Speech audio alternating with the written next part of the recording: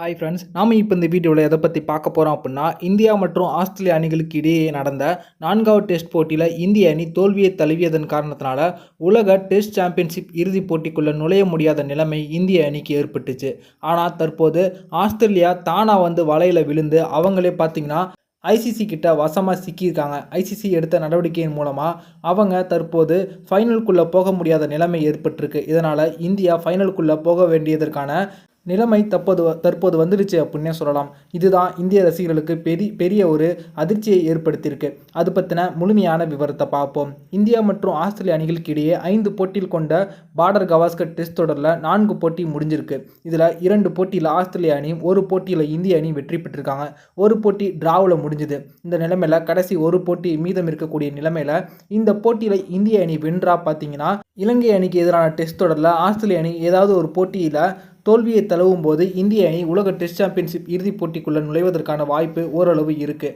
ஆனால் கடைசி போட்டியிலையும் இந்திய அணி தோல்வியை தழுவும் பட்சத்தில் இலங்கை அணிக்கு எதிரான 2 போட்டிகளிலுமே ஆஸ்திரேலிய அணி தோல்வியை தழுவினா மட்டும்தான் அவங்க உலக டெஸ்ட் சாம்பியன்ஷிப் இறுதிப் போட்டிக்குள்ளே போக முடியாத நிலைமை ஏற்பட்டு இந்திய அணி உலக டெஸ்ட் சாம்பியன்ஷிப் இறுதிப் போட்டிக்குள்ளே நுழையும். தற்போது 4வது டெஸ்ட் போட்டியில் வெற்றி பெற்றதன் மூலமாக ஆஸ்திரேலியா தான் பார்த்தீங்கன்னா புள்ளி பட்டியலில் 2வது இடத்துல இருக்காங்க. முதல் இடத்துல தென்னாப்பிரிக்கா அணியும் 3வது இடத்துல இந்திய அணியும் இருக்காங்க.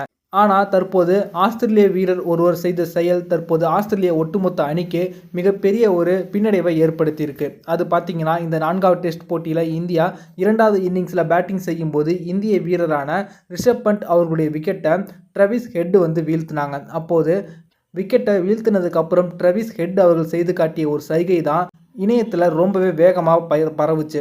அவங்க காட்டிய அந்த ஒரு செய்கை மிகவும் ஆபாசமாகவும் மோசமாகவும் இருந்ததாக சொல்லி பார்த்தீங்கன்னா இந்திய மீடியாக்கள் அந்த விஷயத்தை ரொம்பவே பெருசாக மாற்றிட்டாங்க.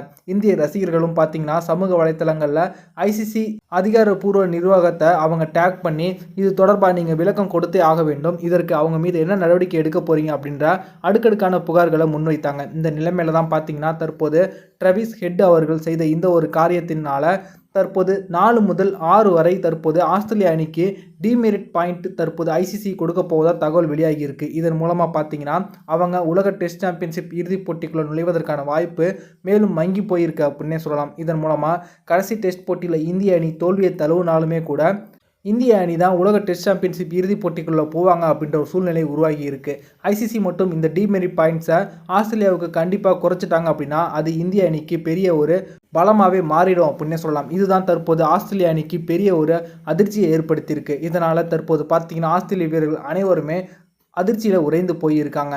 விரைவிலேயே இது தொடர்பான அதிகாரப்பூர்வ அறிவிப்பு வெளியாகும் அப்படின்னு தற்போது தகவல் வெளிவந்திருக்கு. இதுதான் தற்போது இந்திய ரசிகர்களுக்கு பெரிய உற்சாகத்தை ஏற்படுத்தியிருக்கு. இந்த வீடியோ உங்களுக்கு பிடிச்சிருந்துச்சுன்னா லைக் பண்ணுங்கள், ஷேர் பண்ணுங்கள். நன்றி.